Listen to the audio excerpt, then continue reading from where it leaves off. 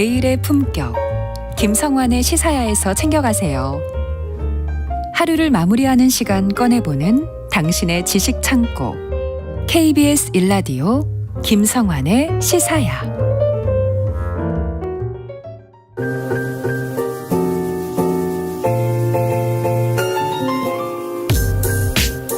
흥미로운 미술 세계로 안내해드리는 시간이죠. 미술랭 가이드 오픈갤러리 홍재 디렉터 나와 계십니다. 안녕하세요. 네, 안녕하세요. 미술 관장에 대한 얘기를 해주신다고요? 네. 지난주에 국립현대미술관 관장을 공개 모집한다는 공고가 올라왔습니다. 네. 최근 사의를 표한 윤범무 국립현대미술관 관장의 사표가 수리되어서 의원 면직 처리가 되었기 때문인데요. 네. 윤 관장은 지난 2019년 20대 관장으로 취임해서 3년의 임기를 마친 뒤에 22년에 21대 관장으로 재임명됐습니다. 임기는 사실 2025년 2월까지로 1년 반 넘게 남아 있었는데요. 네. 조기 사퇴의 뜻을 밝혀서 중도 사퇴를 하게 됐죠. 윤범무 관장의 사퇴 이유에 대해서도 많이 궁금하실 텐데요. 네. 이제 공식적으로는 일신상의 이유이기는 하고요. 네. 미술계 일각에서는 뭐 여러 가지 이제 특히 최근에 있었던 문체부 감사 결과 발표로 좀 부담을 느낀 것이 아니냐라는 해석이 나오기도 했는데요. 이게 문체부가 지난 10월에 국립현대미술관에 대해서 특정 감사를 실시를 했고요. 네. 올해 초에 그 결과로 16건의 업무에 대해서 이제 시정 및 경고주의를 통보를 한 바가 있어 사퇴를 한 것이 아니냐 하는 해석이 좀 뒤따르고 있는 상황이죠. 원래 이렇게 부처에서 감사 나오잖아요. 네. 그럼 밑에 산하기관들 굉장히 괴로워요. 맞아요. 받아봐서 저는 알아요. 그러시군요. 준비 다 해봤었거든요. 네. 근데 어떤 사안으로 좀 더 구체적으로 시정 조치를 받게 된 거예요? 네. 국립현대미술관은요. 그 작품 수집 관리 규정과 작품 수집 세부 지침에 따라서 업무를 처리하도록 되어 있는데요. 네. 이런 규정을 변경하는 데에 대한 기준이나 아니면은 이런 걸 좀 지키지 않았다 하는 그런 업무들이 있었다는 겁니다. 네. 예를 들면 작품 수집 규정 제5조에서 수집 작품의 제안권자를 관장 및 학예직이 선정하는 50위 이내의 외부 전문가로 규정을 하고 있는데요. 네. 제안권자의 조건 자체를 좀 축소를 하기도 했고 당초 50명으로 운영되던 외부 전문가를 11명으로 대폭 줄인 건데요. 네. 사실 50인 이내가 규정이라면 11명인 것도 규정을 어긴 건 아니죠, 사실상. 네네. 그런데 또 이제 한편 인원이 반대로 늘어났다면 뭐 지인들에게 일감 몰아주기 아니냐 이런 비판이 있을 수도 있지만 그런 게 아니거든요.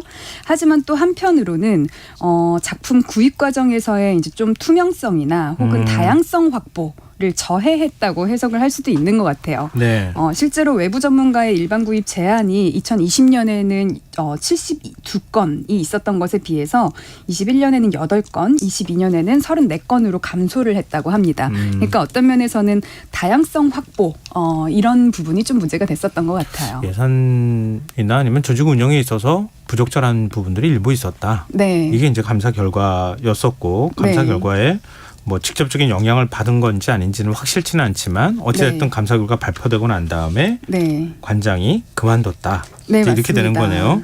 근데 이거 국공립미술관 관장이 이렇게 중도 사퇴하는 경우가 종종 있습니까?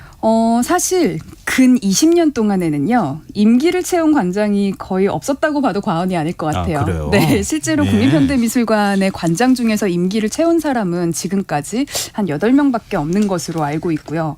근 20년 동안을 제가 좀 찾아봤더니 네. 2003년에서 2008년까지는 김윤수 관장이 자체 감사 후 해임되었고 2009년에서 2021년까지는 배순훈 관장이 국정감장 후에 자진 사퇴. 네. 지금이랑 좀 비슷한 네. 상황이죠. 2012년에서 15년에 정영민 관장도 해임이 되었고요. 15년에서 18년에는 첫 외국인 관장이었던 바르토메우 관장이 유일하게 임기를 채웠습니다. 그리고 이번에 이제 19년에서 23년 윤범무 관장이 첫 번째 임기는 채웠지만 네. 두 번째 임기는 국정감사 후에 중도 하차를 하는 상황이 됐죠. 상황이 이렇다 보니까 예. 미술관장의 국정감사 후 중도 사퇴가 사실은 그렇게 드문 일은 아닌 것 같아요. 음. 네, 아마도 미술가나 미술 이론가들이 관장으로 임명을 되다 보니까 네. 미술계 현장에서 중요하게 생각하는 가치와 정치나 법에서 최우선시하는 가치가 좀 충돌을 하는 게 아닐까 싶은데요. 애초에 철학과 개념이 중요한 미술은 정량화된 기준이 없잖아요. 그러네요. 네, 그런데 그 정치계에서는 형평성이나 공정성 이런 거를 최우선시하는 상황이다 보니까 애초에 그럼 좀 기준을 맞추기가 좀 어렵지 않나 하는 생각이 좀 듭니다. 아니, 뭐 예를 들면 그림을 샀어요. 네. 좀 비싼 그림이지만 그럴 만한 가치가 있어요. 그래서 그림을 샀는데 그쵸. 가치를 어떻게 평가합니까? 이렇게 얘기하기 시작하면 맞습니다. 좀 답답한 얘기가 네. 될 수 있잖아요. 실제로 작품 구입 그 가치평가위원회와 네. 가격자문위원회가 있기는 한데요.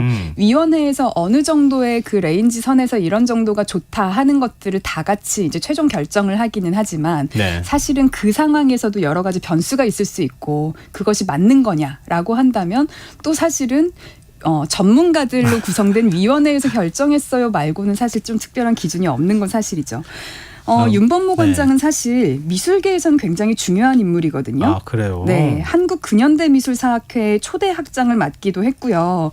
이 뜻은 한국의 근현대 미술을 연구해서 그 가치를 알렸다는 점에서 굉장히 이제 중요한 연구를 했었는데 네. 공무원으로서는 서로 어려움이 좀 많았던 것 같아요. 근데 좀 비교가 돼요. 발레리나 강수진 씨 지금 네. 국립발레단 단장이잖아요. 네. 사연임했어요, 거기는. 아, 그런가요? 네, 2014년에 국립발레단 단장되고 난 다음에 지금까지 계속 하고 있거든요. 네, 그쪽도 그 고위공무원으로 구분이 되는 그럼요, 건가요? 그럼요. 제가 발레 씨는 잘 몰랐는데 한번 그쪽도 알아보고 배울 점들이 아니요. 있는지 봐야겠네요. 근데 미술계도. 그러니까 그쪽하고 비교했을 때 네. 미술 분야는 아무래도 이제 발레 쪽하고는 그러니까 미술 분야하고는 이렇게 좀 뭐랄까요? 문화예술이 차지하고 있는 덩치나 이런 것들이 좀 네. 차이가 있기는 하겠지만 네. 기관장이라고 하는 측면에서 마찬가지인데 네네.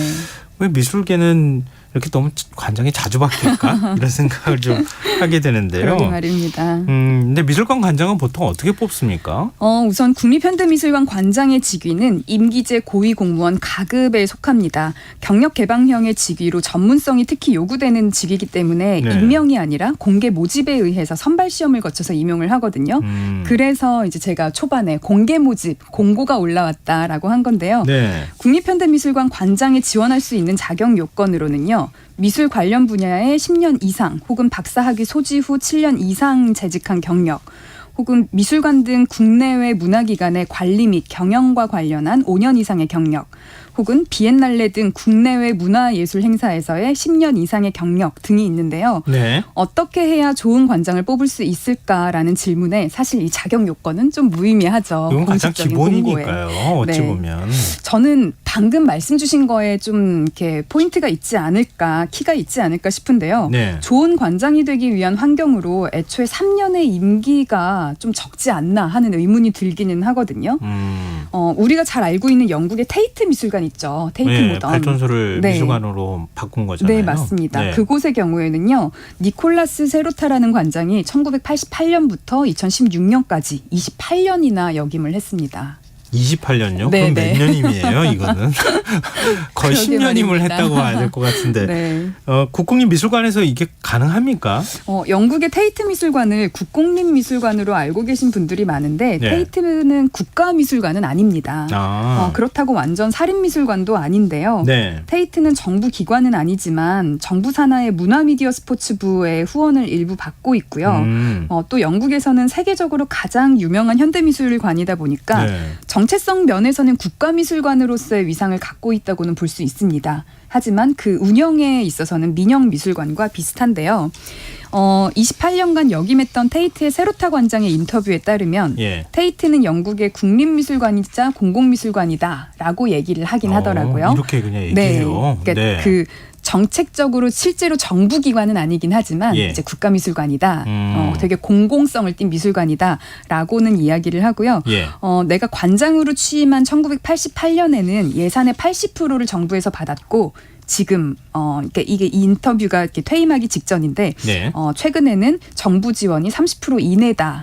나머지는 개인과 기업, 재단의 후원을 받고 직접 수익을 창출한다라고 밝혔는데요. 네. 테이트의 행보를 보면 세월이 흐르면서 사실 미술관 경비는 더 늘어났을 것 같거든요. 그렇죠. 근데 정부 예산을 80%에서 30%까지 줄인 것을 보면 미술관 경영에 있어서 기업의 CEO처럼 오랜 기간 호흡하면서 장기간 프로젝트를 이어나가는 것도 굉장히 중요하지 않을까 하는 그런 생각이 듭니다.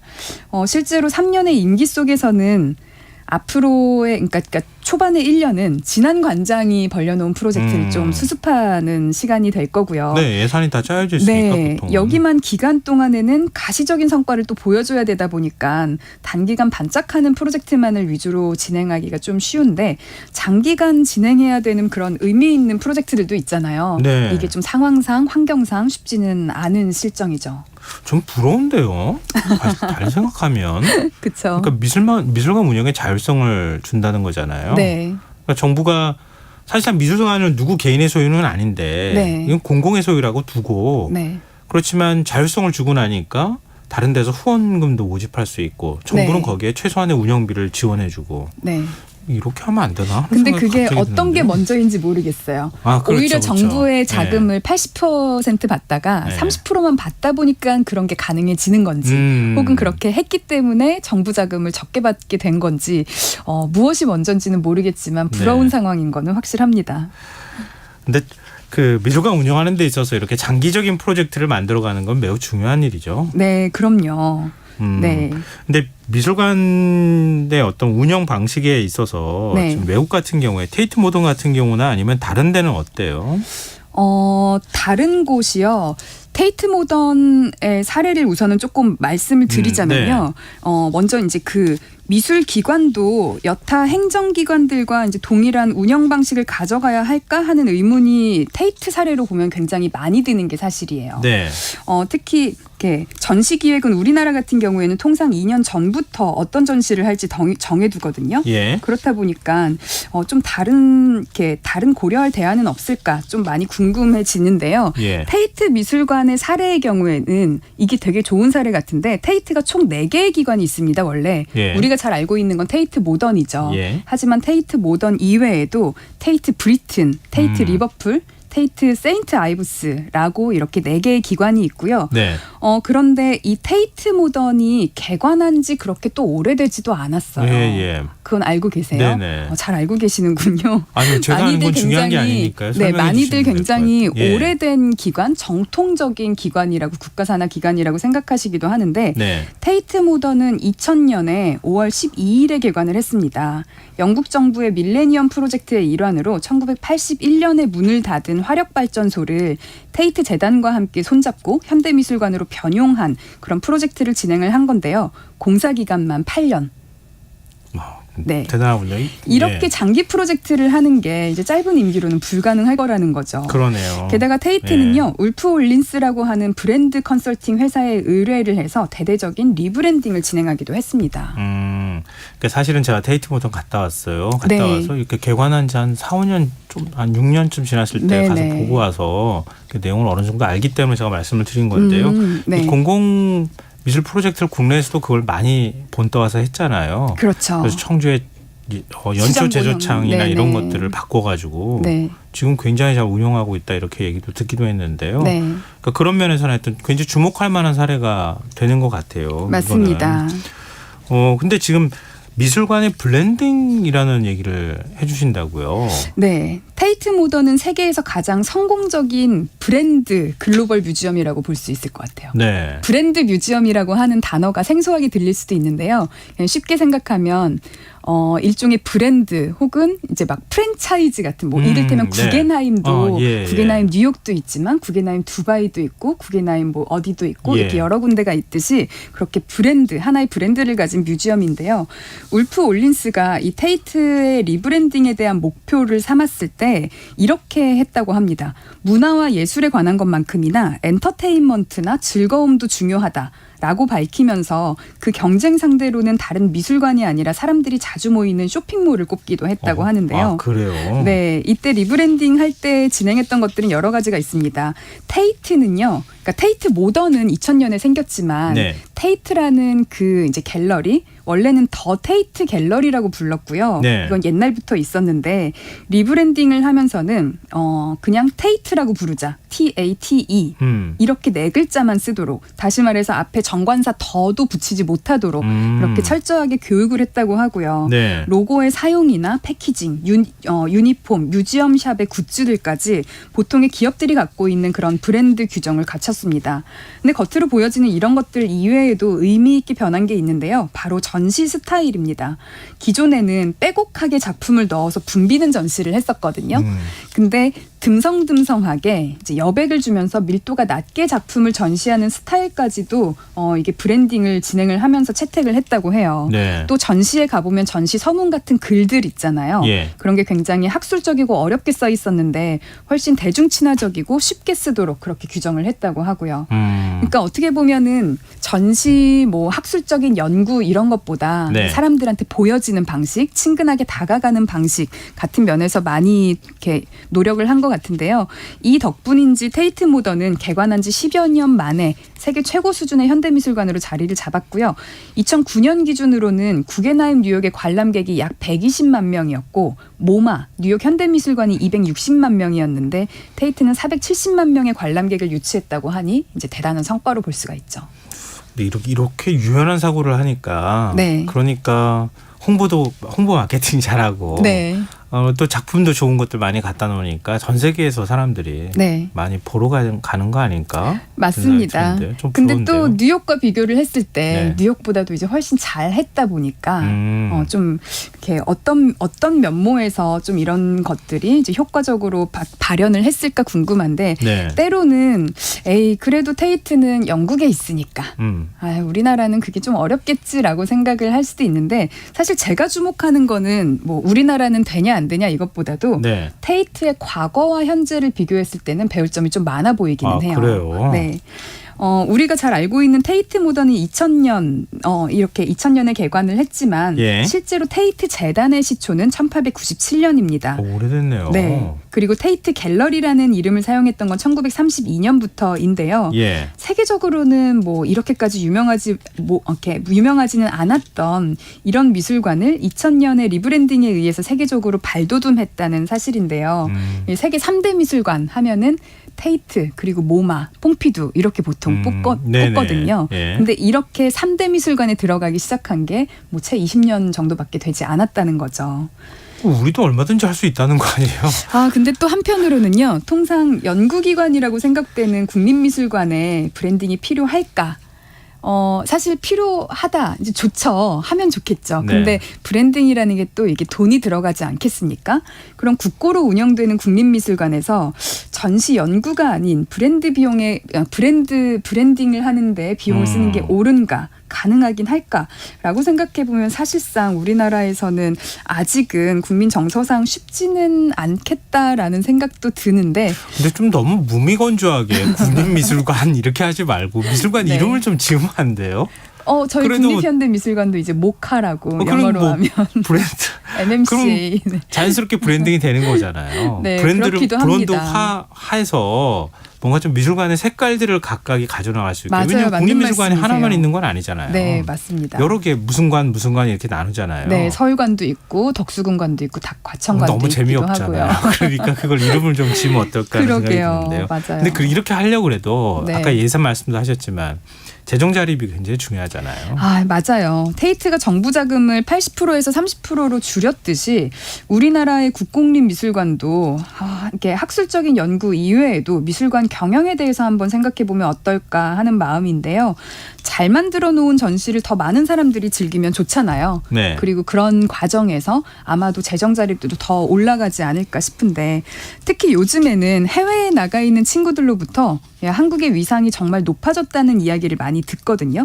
또 한국에 찾아오는 외국인들도 예전에는 일 때문에 오거나 근처에 다른 나라에 왔다가 겸사겸사 오거나 하는 경우가 많았는데 특히 이제 가까운 아시아 뭐 나라에서 온 친구들이 아니라 먼 곳에서 온 친구들은 그런 경우가 많았거든요. 네. 근데 이제는 정말로 멀리서도 한국의 문화 자체를 경험하고 싶어서 왔다, 좋아서 왔다라고 예, 예. 하는 경우가 확연하게 많아졌어요. 예. 물론 그 관심은 K-팝 등 대중예술 분야에서 오는 것이긴 하지만 이 한 나라의 문화 자체가 매력적이게 되면 대중예술이든 순수예술이든 같이 성장하는 경우가 많으니 한편 이런 미술관 경영에 대한 것도 좀 다시 한번 생각해 볼 좀 적기이지 않을까 싶기도 합니다. 너무 당연한 얘기인 것 같아요. 그렇죠. 예, 케이팝 보러 왔다가 공연 네. 보고 그냥 바로 가버리는 거 아니잖아요. 그러니까요. 밥도 오면은 먹고 꼭 잠도 유명한 자고. 뮤지엄도 한 번씩 그러니까요. 가고 혹은 전시를 안 보더라도 근처에라도 가잖아요. 다 우리가 막 네. SNS로 자료 찾고 그다음에 인터넷으로 자료 찾아가지고 가볼 만한데 어디 없을까 이렇게 얘기하는 거랑 네. 똑같이 외국인들도 다 마찬가지일 거 맞습니다. 아니에요. 네.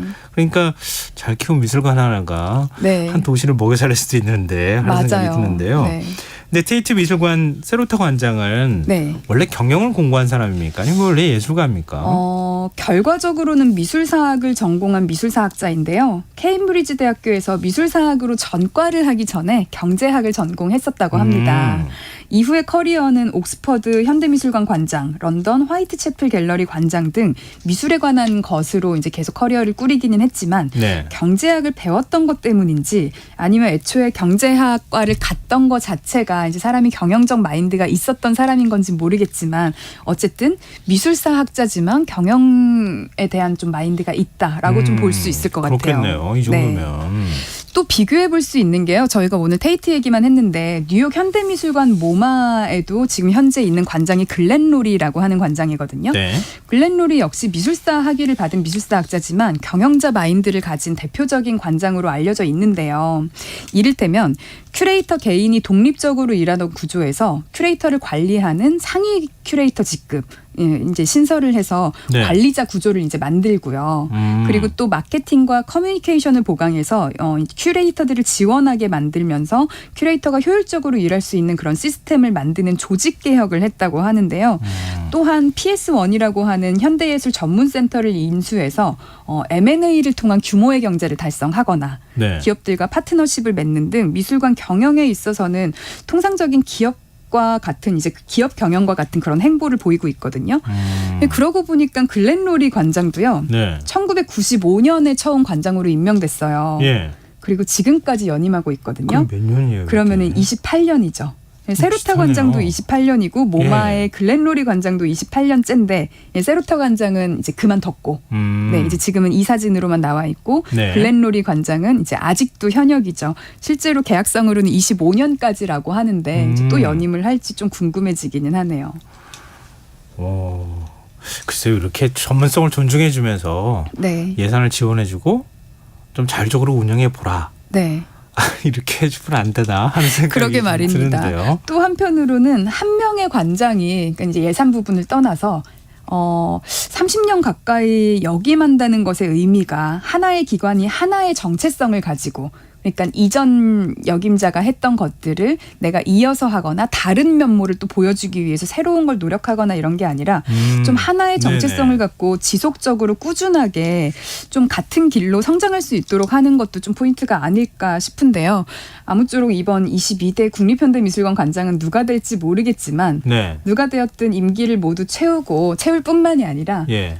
꽤 오랫동안 좀 역임하는 그런 모습을 좀 보고 싶다는 생각도 드네요. 아까 이제 발레 쪽 이야기를 예, 예. 하셨듯이 예. 네, 그럼 조금 달라지지 않을까 하는 좀 기대도 해봅니다. 그러니까 말씀하신 것처럼 그런 거잖아요. 관장 바뀌면 또 처음부터 다시 준비해야 돼. 맞아요. 네, 또 일 스타일에 다시 따라서. 만들어야 되고요. 네. 또 관장 바뀌면 또 다시 만들어야 돼. 맞습니다. 예술 분야는 이렇게 하면 안 되는 거 아닌가 네, 이런 행정기관과는 생각이 조금 달리 해야 되지 않을까 싶습니다. 드네요. 뭐 행정기관은 아니겠지만 하여튼 8길이의 법칙이라고 있잖아요. 네. 지원하되 간섭은 하지 않는다. 네. 한번 또 다시 생각해 보게 되네요. 오늘 미슐랭 가이드 여기까지 하겠습니다. 지금까지 오픈갤러리 홍지혜 디렉터와 함께했습니다. 고맙습니다. 네, 감사합니다. 김성환의 시사양 오늘 순서 여기서 마칩니다. 모바일 쿠폰 당첨자는 홈페이지 공지사항에서 확인하실 수 있습니다. 지금까지 시사평론가 김성환이었습니다. 고맙습니다.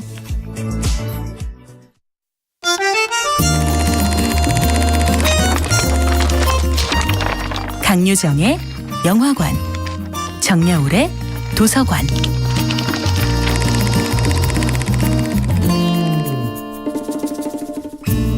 안녕하세요. 여러분과 아름답고 풍요로운 책 이야기를 나누고 있는 작가 정여울입니다. 이번 주에 함께하는 작품은 로맹 롤랑의 베토벤의 생애입니다.